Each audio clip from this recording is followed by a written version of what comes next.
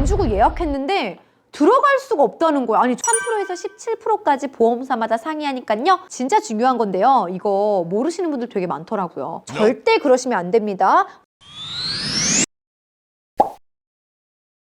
반갑습니다. 엄마의 지혜 엄지TV 엄지맘입니다. 이번 주제는 출산 전부터 출산 후까지 아빠, 엄마가 까먹지 않고 꼭 체크해야 될 내용들 한번 총정리해 보려고 하는데요.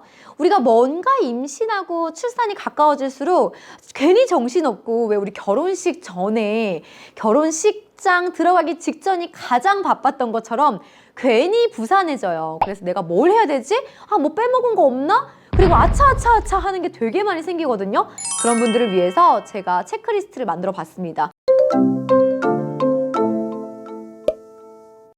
우선 출산 전에 하셔야 되는 일 중에 하나는 가장 큰일이죠.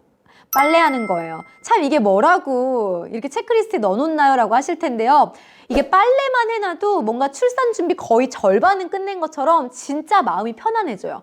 이게 빨래가 아닙니다. 우선 세탁기 청소부터 시작이 되는 거예요. 세탁기 청소해야 되죠. 아기 빨래는 어른들 옷처럼 한 번 빨지 않습니다. 어떻게 해요? 우리 빨래편 보고 오세요.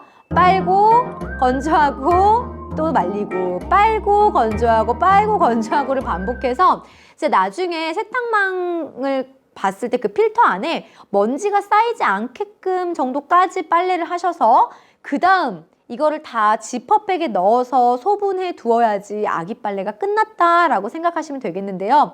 빨래가 그렇게 많은가요? 네, 많아요. 일단 아기 가재 손수건만 해도 보통 한 50장에서 저 같은 경우 이렇게 무식하게 100장까지 사는 엄마도 있어요. 100장 사지 마세요, 여러분. 개는데 하루 다 갑니다. 그냥 50장을 부지런히 빨아 쓰자. 네, 요거 추천드리고요. 그 다음에 아기 속싸개부터 수건 빨아야 되죠. 아기 옷 빨아야 되죠. 이불 빨아야 되죠. 겉싸개, 속싸개, 양말, 손싸개, 모자. 진짜 빨래가 많아요. 근데 중요한 거는 아이들 거는 다 조금 해가지고 이게 가짓수가 진짜 많아요. 그냥 차라리 큰 거 하나 빠는 게 오히려 편하다니까요. 그래서 이 아기 빨래는 엄마가 부지런히 틈틈이 빨리 끝내놔야 된다라는 거 말씀드리고요. 그 다음에 젖병 소독해야죠. 우리 젖병 소독하는 방법 역시 제가 영상에 올려드린 적이 있는데요. 열탕 소독을 처음에는 하실 것을 추천드려요. 우리 열탕 소독 다음에 그 다음에 바짝 건조를 해주셔서 그 다음 보관을 해놓으시는 거고요. 이 젖병 소독은 사자마자 우선 한번 해두시고 그 다음에 뒤에 가서 체크리스트에 조리원 나오기 전날, 조리원 퇴소 전날 그때 한 번 더 해두라고 해요. 이때는 아빠가 해야 되겠죠? 그러니까 어떻게 해야 돼요? 처음 젖병 소독하는 날 아빠 옆에 세워두고 잘 봐. 어떻게 하는지. 자, 모르겠으면 어떻게 해요? 엄지맘 링크 보내주세요. 잘 들어. 이렇게 하는 거야. 라고 아빠가 조리원 퇴소하기 전날 해주셔야 된다. 왜? 조리원에서 집에 오잖아요. 오자마자 우리 아이 수유하셔야 되는 상황 발생해요. 근데 그때 소독하겠다? 여러분 건조되는데도 시간이 꽤 걸립니다. 그렇기 때문에 미리미리 전날 우리 아기가 집에 오기 전에 맞이할 준비를 해놓으셔야 된다 말씀드리겠습니다. 출산 전에 하는 젖병 소독은 꼭 반드시 아빠랑 같이 아빠를 가르쳐줘야 된다. 네, 잊지 마세요. 그 다음에 엄지맘이 지난 편에 중고 물품으로 사도 좋을 만한 것들을 제가 구분지어 놨거든요. 그래서 중고 거래를 해서 미리 사두신 제품들은 좀 이렇게 아기 아직 태어나지 않아서 여유 있을 때 틈틈이 소독을 해두시면 좋아요. 아기 장난감 사실 입에도 들어가고 하는 거다 보니까 뭔가 장난감, 물품 이런 것들은 강한 소독제를 쓰기도 그렇고 안 쓰자니 그렇고 어떻게 소독해야 돼? 라고 많이 고민하실 텐데요. 이 아기 용품들 소독하는 방법은 제가 별도로 안내해서 총정리해 올려드릴 테니까요. 조금만 기다려주세요. 그 다음 대망의 출산 가방 싸셔야죠. 여러분 다운 받으실 거죠? 엄지맘이 말씀드리는 출산용품, 출산 가방에 뭐뭐 들어가야 되는지 리스트가 있습니다. 역시 저희 카페에 오셔서 이 리스트 다운 받으시고 역시 여러분의 취향에 따라 좀 개수는 달라질 수 있지만 참고하셔서 출산 가방을 싸시면 되겠습니다. 출산 가방 싸실 때 팁을 드리자면은 산후조리원에 갈 가방과 산부인과에 갈 가방이 있어요. 근데 어떤 분들은 이거를 2개로 싸시는 분도 계시거든요. 저는 여기 중복되는 짐들이 있어요. 그러다 보니까 사실 산부인과에서 쓰는 가방 하나를 끌고 가서 그 다음 일부를 우리 신랑에게 가져가라. 이거는 산후조리원에서 쓰지 않는다라고 이렇게 보내주시는 게 좋고요. 또는 큰 가방이 부담스럽다라고 하면은 신랑에게 작은 가방 가져와 달라고 부탁을 해서 산부인과에서 퇴원하기 전에 우리 산후조리원에서만 쓸 용품들을 따로 작은 가방에 넣어서 그 작은 가방만 들고 가시는 게 아무래도 생활하는데 조금 더 편안하다라고 말씀드릴 수 있겠습니다.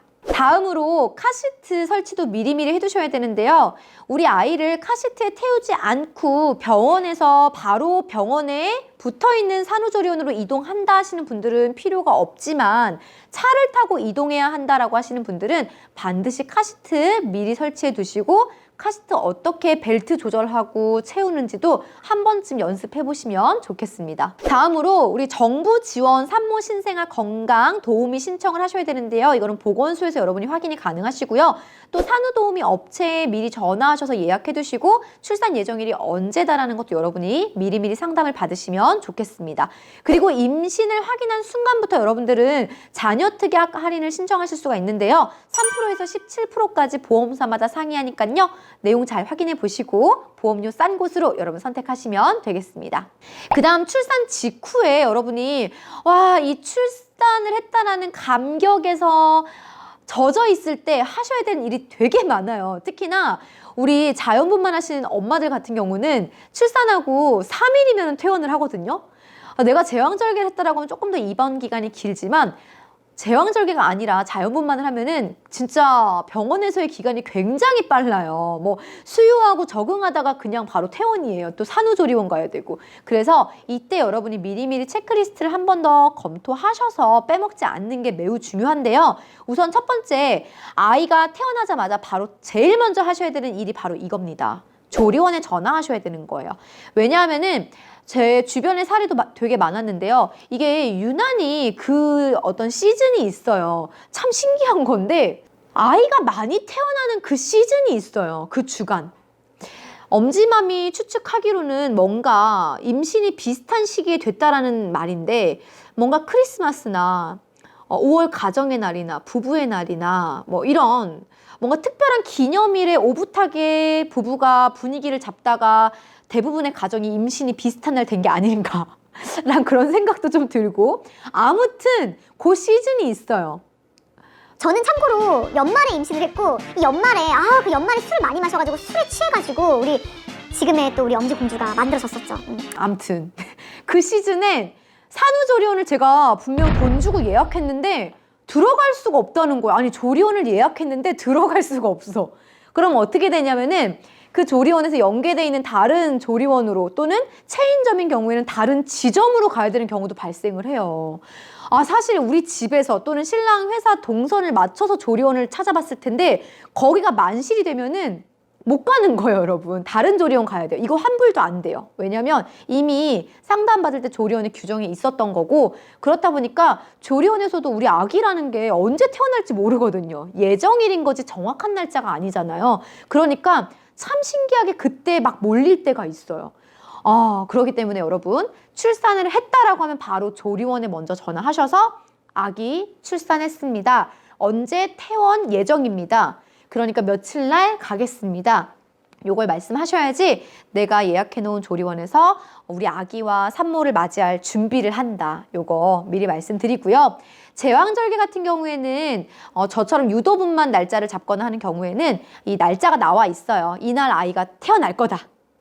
이런 경우에는 미리미리 날짜를 잡은 그 날을 조리원에 알려주시는 것도 꿀팁입니다. 꼭 기억해 주세요. 그 다음에 정부 지원 산후 도우미 전화하셔서 제가 집에 언제 갑니다. 서비스 언제부터 개시해 주세요. 사실 이 모든 것들은 아기가 태어난 날부터 이제 정확한 날짜들이 나오는 거예요. 그러니까 상담은 전에 받으셨지만 정확한 서비스 개시일을 여러분이 전화해서 예약해 주시면 되겠고요. 이때에는 어떤 선생님 보내주세요라는 여러분의 이모님 취향을 명확하게 전달하실 필요가 있습니다. 그리고 또 하나 이모님들 중에는 강아지나 고양이나 이런 반려동물을 좀 어려워하고 힘들어하시거나 알러지가 있는 선생님들이 계실 수 있어요. 그런 경우에 오셨다가 그냥 가시는 경우도 발생하거든요. 여러분 반드시 저희 집에는 강아지 2마리가 있습니다. 또는 고양이 2마리가 있으니까 이거 참고하셔서 배정해 주세요라고 말씀해 주셔야 됩니다. 다음으로 진료비 세부 내역서는 여러분이 퇴원하시기 전에 미리 선생님께 말씀드리고 신청해 놓으시면은 퇴원하실 때 더 기다리지 않고 바로 빠르게 처리가 가능한데요. 진료비 세부 내역서 같은 경우에는 고위험 산모분들, 내가 조산기가 있어서 입원해서 진료를 받은 적이 있다라고 한다면 이거 여러분들 정부에서 혜택을 받으실 수 있어요. 그렇기 때문에 이런 세부 내역서 제출하셔야 되니까 반드시 제출용으로 발급받으시기 바라겠습니다. 그 다음 이제 출생신고 하러 가셔야죠. 네, 엄마랑 아빠가 같이 가는 경우도 있고 아빠 혼자 다녀오는 경우도 있는데요. 이때에는 관할 주민센터나 구청에서 여러분이 신청이 가능하고 출생증명서 참고로 병원에서 확인서로 떼줍니다. 출생증명서와 신고인, 아빠 또는 엄마 신고하시는 분의 신분증, 그리고 혼인관계 증명서도 필요하다고 하는데 사실 혼인관계 증명서는 대부분의 주민센터나 구청에서 바로 발행이 가능하니까요. 별도로 챙길 필요는 없겠습니다. 다음 출산 장려금 신청하셔야죠. 지역별로 나오는 금액 확인하시고 신청하시고 출산용품 지원받는 곳들 신청해 주시면 되겠고요. 전기료 할인 바로 한전 123 전화하셔서 신청하셔야 되고요. 양육수당, 아동수당 자동으로 신청이 되겠지만 한 번 더 확인하시고 신청됐는지 확인하시면 되겠습니다. 그 다음 진짜 중요한 건데요. 이거 모르시는 분들 되게 많더라고요. 바로 태아보험 보험사에 전화해서 여러분들이 조정 신청을 하셔야 되는 게 있는데요. 이게 아기가 태어나고 나서 이제 정확하게 주민등록 등본상 번호가 딱 생겨요. 다시 말하자면은 이전에는 피보험자라는 우리 아기 대상이 명확하지 않았던 거예요. 아직 번호가 없는 거죠. 신고가 되지 않은. 그런데 태어나서 출생신고가 됨과 동시에 이제 이 아이는 국민이 된 거예요. 대한민국 국민. 네, 그래서 남자다, 여자다, 성별도 명확하게 주민등록 번호에 나오죠. 그럼 뭐가 다릅니까? 엄지만 같은 경우에는 딸을 출산을 했고 보험료 환급을 받았어요. 그러니까 여러분 이거 꼭 확인하셔서 내가 환급 받을 수 있는 조건이다 하시면은 환급 신청하고 받으셔야 됩니다. 왜냐하면요, 우리 통상 보험회사에서는 남성과 여성, 성별로 나누어 봤을 때 남성이 보험료가 조금 더 비쌉니다. 이것은 태아도 마찬가지예요. 남자아이 경우 비싼데요. 아직 뱃속에선 사실 성별을 알려주는 병원도 있고 알려주지 않는 병원도 있고 선생님이 초음파상 성별은 알려줬지만 이것이 명확하게 서류상으로 나와 있는 건 아니거든요. 그러다 보니까 둘 중에 조금 더 비싼 비용인 이 아들을 기준으로 남자의 보험료를 기준으로 태아보험이 가입이 됩니다. 그렇게 여러분이 비용을 내시다가 이제 정확히 성별이 번호로 딱 등장하는 서류로 등장하는 그 시기에 내가 딸이다라고 하면요. 그동안 냈던 내가 뭐 6개월, 7개월 또는 10개월 이렇게 내셨던 그 비용에서 내가 남자아이, 여자아이 그 둘의 보험료 중 여자아이 기준의 차액만큼을 환급받으시는 거고요. 또한 앞으로 내실 비용도 할인을 받으십니다. 그리고 또 하나는 태아보험의 특약들 중에는 뱃속에 아기로 있을 때, 즉 엄마가 임신 중에 적용이 되는 특약들도 있는데요. 이런 것들도 좀 더 정리하셔가지고 보험료를 낮추셔야 되겠죠. 태아보험 가입하고 그냥 끝까지 내시는 분들이 계시는데요. 절대 그러시면 안 됩니다. 우리 출산하고 나서 한 번 더 다시 보시는 거고 아기 신생아 시기 지난 다음 한 번 더 다시 보시는 거고 그래서 신생아 시기에만 보장받던 특약들은 이제 신생아 시기가 지나면은 삭제하셔야 되는데 그거 내가 꼼꼼히 따지고 삭제 안 하시면은 보험사에서는 굳이 돈을 할인시켜줄 이유는 없다. 그러니까 우리가 꼼꼼히 체크하자. 여러분 잊지 마세요. 다음으로 건강보험공단에 전화하셔서 우리 피부양자 신청을 하셔야 되는데요. 사실 이 부분은 출생신고를 하면은 자동으로 등록이 되는데요. 그래도 확인이 필요하다라고 하시는 분들은 1577-1000번 공단에 전화하셔서 확인하시면 되겠습니다. 자, 여기까지는 출산 직후의 내용이었고요. 출산 후에 하셔야 되는 것들은 여러분 산후조리원비가 연말정산에 추가로 공제가 가능하다는 사실 알고 계셨나요? 네, 그렇기 때문에 내가 연말정산에서 추가 공제를 받으실 계획이 있다라고 하시면요. 반드시 요 서류도 발급을 해주셔야 되고요. 단 총 급여가 7천만 원 이하에 조리원 비용 200만 원 이하인 기준에만 제공이 된다라고 하니까요. 확인해 주시면 되겠습니다. 자, 그다음 젖병 열탕 소독을 우리 조리원 퇴소하기 전날 한 번 더 신랑에게 말해서 해놔야 된다라는 거. 다음에 어린이집 신청. 사실 산후조리원에서 엄마들 다 어린이집 알아봐요. 아니 내가 2년 뒤에 보낼 건데 라고 해도 동네 지역에서 인기 있는 이런 시립이나 국공립 어린이집은요. 여러분 또 굉장히 치열할 수 있으니까요. 미리미리 확인하시면 좋겠고요. 그 다음 출산급여 신청하시는 거, 육아휴직급여 신청하시는 거 다 이 시기에 하시면 되겠습니다. 그 외에 여러분이 임신 중에는요. 친환경 농산물 꾸러미를 기간 내에 이게 다 소진되기 전에 미리미리 신청하시는 거를 조금 추천드리고요. 그 다음에 KTX, SRT 교통수단 같은 경우에 우리 임산부 할인 혜택을 받으실 수가 있어요. 그런데 SRT와 KTX가 조금 내용이 상이하긴 하나 KTX 같은 경우에는 30%에서 50% 정도 할인이 가능하고요. 그리고 임산부라는 사실 확인서를 제출한 날부터 우리 아이가 태어나고 그 다음 출산 예정일로부터 1년 뒤까지, 그러니까 아이 태어난 다음에도 여러분이 이용 가능하다라는 걸 잊지 마시고 꼭 이용해 보시면 좋겠습니다. 또한 일반석 가격 비용으로 여러분 특실, 조금 더 쾌적한 특실을 이용하실 수도 있고요. 4세 미만의 유아동 같은 경우에는 어른 1명당 아이 2명에 대해서 우리 동반 유아 2명까지 어른 운임의 75% 비용을 할인 적용해서 25%만 내고서 탑승이 가능하다 하니까요. 와, 사실 저는 몰랐어요. 이 내용을 전혀 몰라서 임신 중에도 KTX를 탔고 저는 출산 후에도 KTX를 아이와 함께 탔음에도 불구하고 이런 할인 혜택을 전혀 몰랐습니다. 그렇다고 누가 알려주지 않아요. 여러분이 알아서 꼼꼼하게 체크하고 신청하고 할인 받으셔야 된다는 거 꼭 체크해 두시기 바라겠습니다.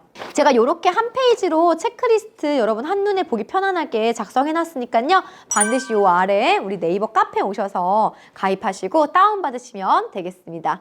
여러분 오늘 영상도 좋으셨다면 좋아요와 구독 부탁드리고요. 다음에도 유익한 영상으로 또 인사드리겠습니다. 감사합니다.